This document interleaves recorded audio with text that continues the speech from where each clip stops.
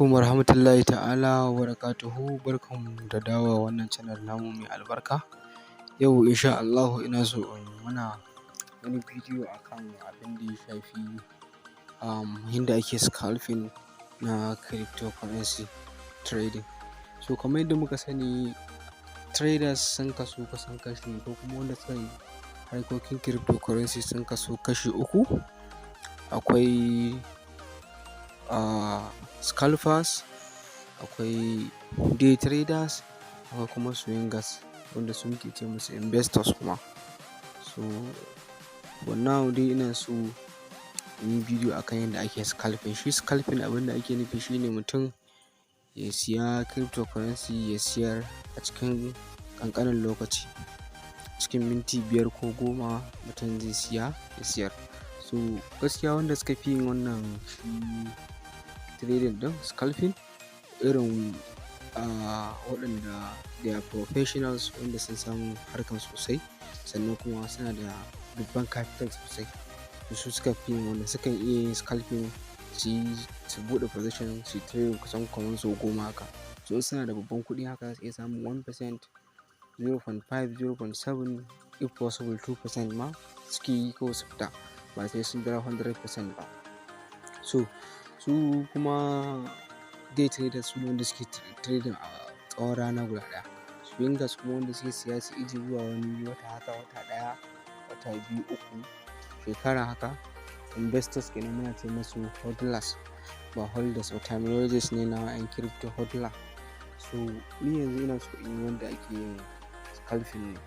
So yadda ake scalping, kamar yadda na gaya muku, akwai wata software da nake so in nuna muku yadda ake scalping ɗin. Sannan kuma akwai strategies ɗin da nake so in kawo sosai, wadda za ku dinga amfani da su kuna moran kasuwa sosai. Akwai irin su MACD da RSI, da inda ake amfani da volume da divergence. Duk insha Allah inda yanayin da naga kun kalli bidiyon, yanayin da naga an sami views da like da share haka, so zan considering ɗin wannan in dinga kawo bidiyo, ko da ace da sati ne sau ɗaya haka, sai in dinga kawo ina yin bayani a abun insha Allah. Zan dinga bidiyo ko da sau ɗaya ne ko sau. To kamar yadda dai na faɗa muku, yanzu yadda za mu shiga cikin browser ɗin. So bari mu ɗauko browser ɗin. To bari mu dawo da wannan indicator ɗin nan saboda in ji daɗin amfani da shi. To ni browser da zan amfani da shi, in kai Opera ne ko Chrome, ya danganta daga browser da kake amfani da shi, amma ni zan yi amfani da wannan ɗin nan, Pmx ɗin nan, domin wannan ni da ita zan yi amfani. In kai Chrome ne ko Opera, duk da kaga dama duk da ke amfani da ita za ka yi. To yanzu dai zan shiga cikin shi ita wannan browser ɗin, a can ta buɗe. Zan zo yi searching ɗin trading view, kamar yadda kuke gani haka. Trading view za ku searching, to sai ka taɓa shi. Kuna taɓa shi zai kawo muku wannan interface ɗin. Wannan na farkon nan, wannan shi za ku taɓa. Idan kuka taɓa shi, so in ya kawo muku haka, abinda za ku yi nan gaba, sai ku taɓa wannan ɗan inda aka zana kamar mutumin ɗin nan, kamar inda aka zana kamar mutum haka a nan. Sorry, ya dawo baya. Nan wannan ɗin nan shi za ku taɓa, sai ku taɓa shi. So idan ku taɓa shi zai kawo muku wannan interface ɗin. Sai ku zo nan ƙasa inda aka sa start free trial, sai ku taɓa shi.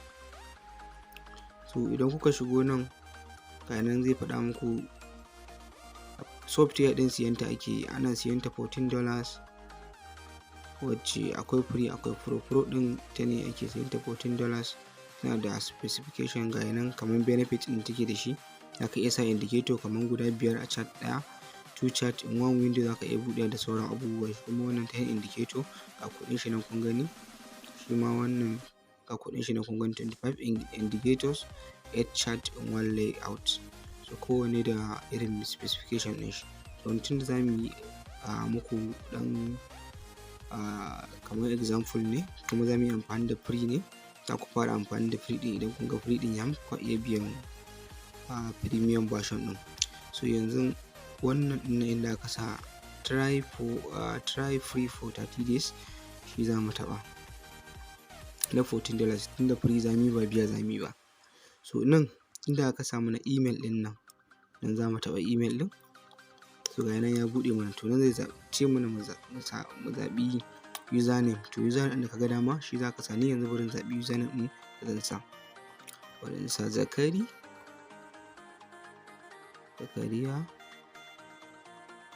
Abba, shi ne username ɗina. To email ɗina ni yanzu bari in je in ɗauko email ɗina, amma ba zan sa email ɗina da nake amfani da shi ba. Amma zan sa email, ko in kun zo sai ku sa email ɗin ku. Ni yanzu bari in ɗauko email ɗina da nake so in sa amfani da shi a wurin. So ga nan email ɗina yana ɗan yin loading. So ga email ɗina da nake so in sa. Wannan email ɗin shi nake so in sa, ga nan na sa. Sai in paste ɗin shi, sai in samu password in sa. So kuma kuka zo sai ku zaɓi password mai kyau da ba za ku manta ba, wannan saboda free ne. Ku sa password ɗin da ga dama nan. Za ku yi ticking ɗinsu guda biyun nan. Za ku yi ticking ɗinsu. Nan I'm not a robot ɗin shi ma za ku yi ticking ɗin shi. Zai kawo muku captcha don ya tabbatar ba robot ba ne. House shi ne mi. Wannan abubuwan nan da ke saman gida shi aka ce ka ɗauka. To ga nan na ɗauke shi. Sai in sa. So ga nan ya tantance ni I'm not a robot. Inda aka sa create account zan shiga. So ga nan ya buɗe mu ya ce ina so in yi saving ɗin shi ne. So zan iya sa ko a'a. So kamar yadda kuke gani, bayan na danna wannan create account ɗin zai kawo nan zai ce akwai wani saƙo da aka tura min ta email ɗina. To zan je in yi activating ɗin account ɗin. To kai directly da zaka taɓi email ɗinka za ka ga wannan trading view sun tura ma wani email. Yanzu ne bari in tafi cikin email ɗin nawa zan ga wannan saƙon da suka tura. So ga nan na shiga cikin email ɗin nawa, wannan shine saƙon da suka turo. Kuma in kun bude email ɗinku za ku ga saƙon da suka turo. To sai ku taɓa shi haka, za ku ga shi haka ya ce hi Zakariya Abba, sunan da na yi amfani da shi ga nan kaza. Inda aka sa activate account ɗin nan zan taɓa shi directly, ko sai in taɓa shi haka. So ga nan kuna gani yanzu na taɓa shi. So ga nan ya ce account ɗina ya yi activated. Yanzu abin da zan yi na gaba, inda aka sa wannan ga nan sai in sa suna, first name, sai last name in ka ga dama ka sa. Ni ba zan sa ba, ko kuma for example bari in sa dai haka. Bari in bar shi haka. So kun ga ya wuce na sa. To sai nan inda aka sa trial ɗin nan shi zan taɓa. To ga nan zai kawo min nan payment option. Nan na farkon nan card number ɗina, expiring date, security code wannan CCC na CBB ɗin na number guda uku sun da ke kati ɗina, address ɗina Nigeria haka. To shi zan sa nan. Sannan ga country, ga region ɗin da nake zaune, ga postal code na Nigeria na ɗaya cikin ina so. Sai sa directly na cire kuɗinsu ta ATM ɗina. To amma tunda mu trial ɗin za mu yi ko ta fili, ko za mu yi trial ɗin nan ne, sai mu kashe shi kawai da free za mu yi. To abinda za mu yi na gaba, sai mu zo nan wurin abubuwan nan guda uku za mu taɓa.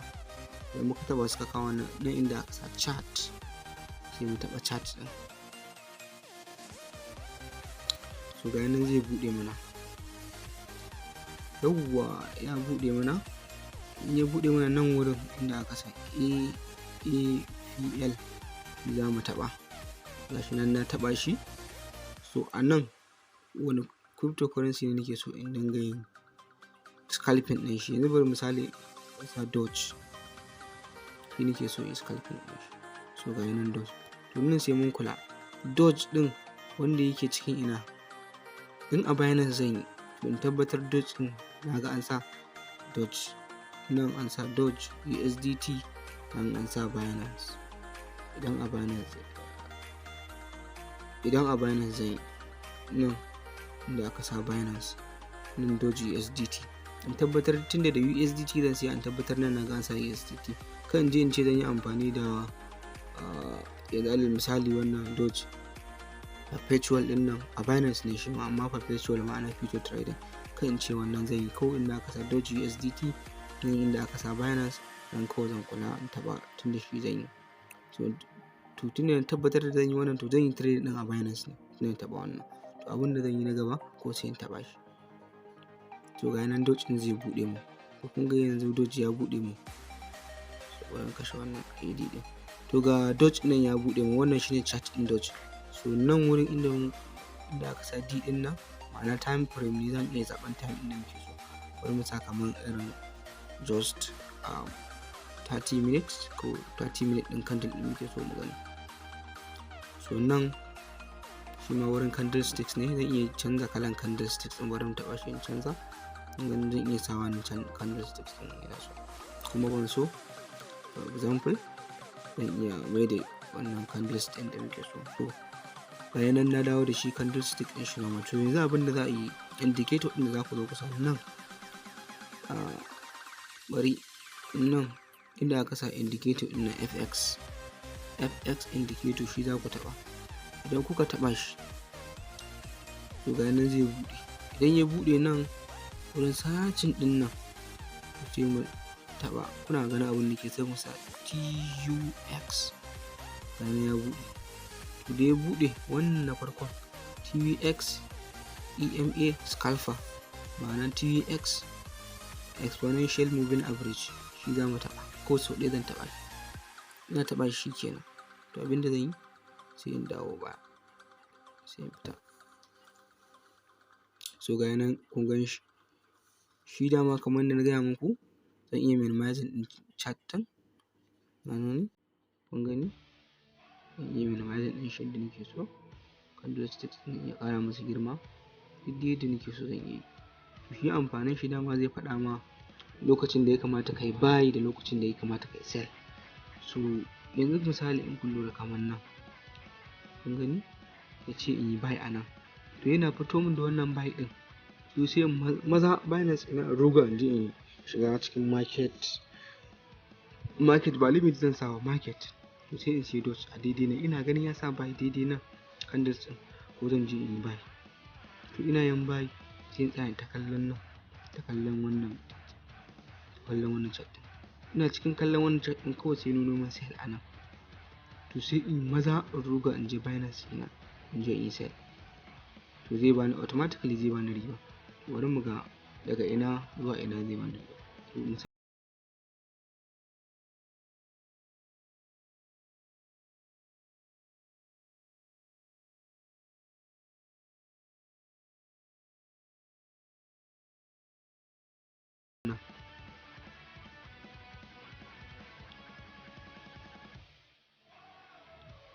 Zuwa nan inda samun sell. To kun gani volume din shi ga nan. How many percent zan samu? Zan samu 4.14% na kuɗin da na sa. Idan dala 100 na sa, for example, so zan iya samu dala 4 da 11 cent na trading din. To kun ga ai it makes sense a cikin minti nawa, a cikin tunda 30 minutes ne kowane country yana representing din 30 minutes. To zan yi haka, for example, so kamar yadda kuke gani, kun ga 30 minutes, kun ga ya percentage da zan samu kawai daga nan in ne bai daga nan zuwa nan in selling. So kuma opportunity din ba shi kenan ba, zan ta yin haka. In so 5 zan yi, in so 10 zan iya yi. For example ma yanzu bari mu fita, bari mu cire wannan indicator. Bari mu gani. Yanzu for example ma ina so in canza time frame din, zan iya sa ina so kawai cikin kamar 30 minutes muka sa, kawai 15 minutes muke so idan ga nuna buy and sell kawai. To kun gani? Bari mu ɗan rage shi ya ɗan girma da yawa. Kun gani? To kuna gani? Yanzu ga yana cikin 15 minutes kawai zai nuna mu in siya a nan, siyar a nan, in siya a nan, in siyar a nan. Ta cikin minti 15, okay, one day ne wannan yake nuna mun wannan, in siya a nan, in siyar a nan. So haka ba ƙaramin riba za ka yi samu ba in kana yin irin wannan trading ɗin.